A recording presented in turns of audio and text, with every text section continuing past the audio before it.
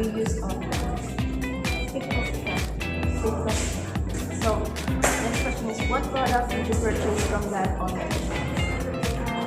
Book. Okay, so next question is, how much was the price of the product that you bought? 487. So, the last question is, why do you prefer online shopping instead of physical stores? Kasi sa online shop, mas mura siya kasi sa physical store. Ay, mas madali siyang makita. Unlike sa physical store na kailangan mo pang iputin yung lahat ng physical store na bago mo makita. Or minsan wala na rin sa physical store.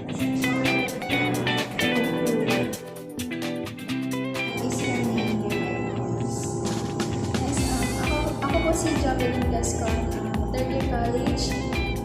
My course is PSBA. So, question number 2. What international online shopping platform do you use? Some of the So, usually yung pinag-online shopping ko is yung sa TikTok. What product did you purchase from the usually mga school supplies, tapos mga personal things na para sa sarili ko. How much was the price of the product? 200 below. Why do you prefer online shop instead of physical store?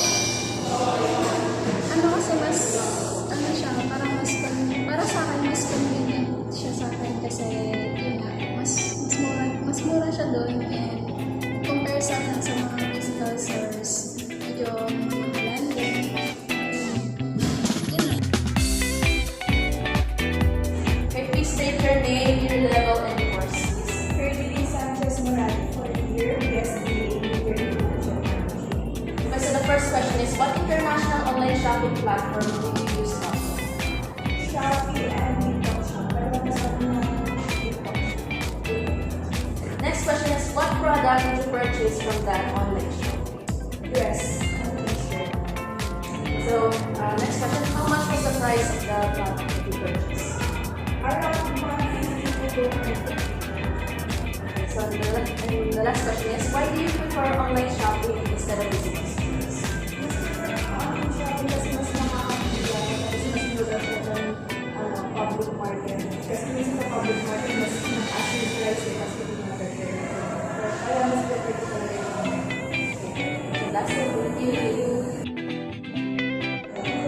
Please state your name, year level, and courses. I'm Christina Jensen, 4th year, and I'm taking the PSBA at Okay. So, the first question is, what international online shopping platform do you use often? Shopee. So, Shopee lang. Okay, so next question is, what product did you purchase from that online shop? What particular product is lang? Books lang.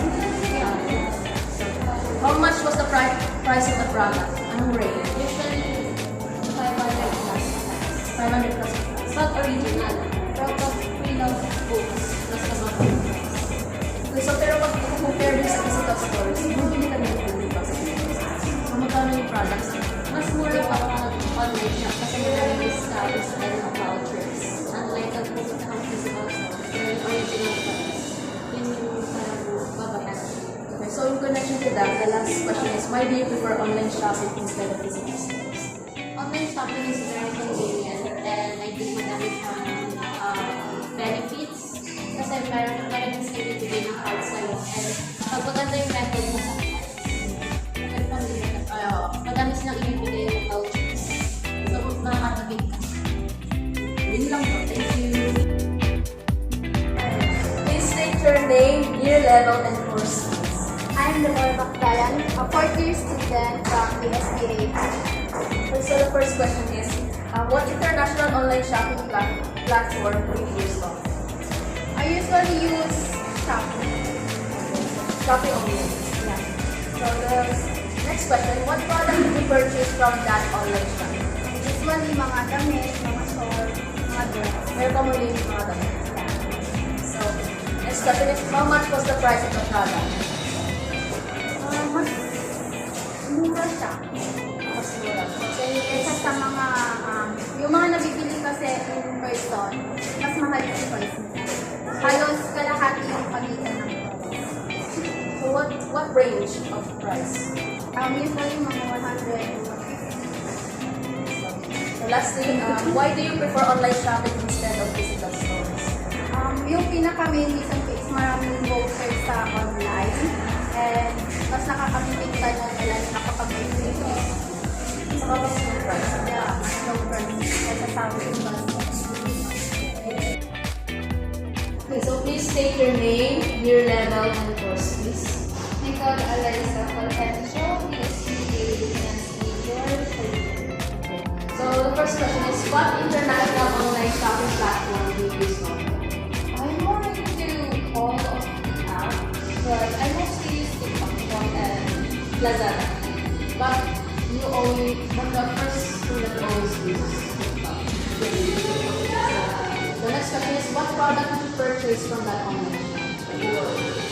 Basically, Japanese products because I'm very much enthusiastic from the culture of Japanese and I'm very much into like this type of things. But what specific Japanese product? Cookies. So, how much was the price of the product?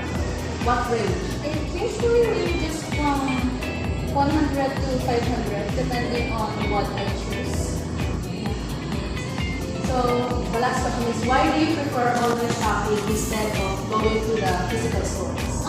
Well, like I said earlier, Japanese products are very rare, so I can't really find them in thrifting, so I have to go online to find a specific product. But do you find any Japanese products there? Yeah, very rare.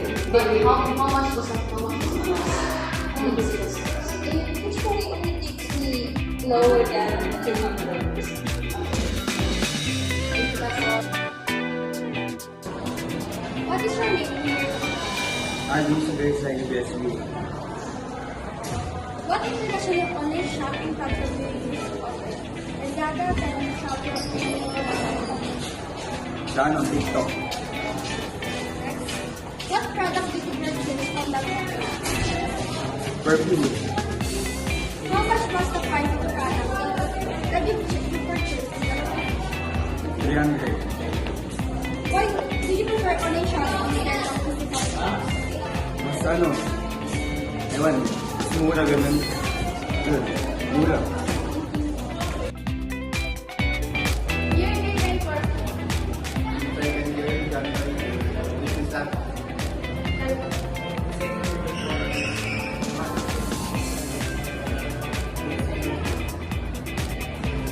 So, pareho ba ang PSP and second year?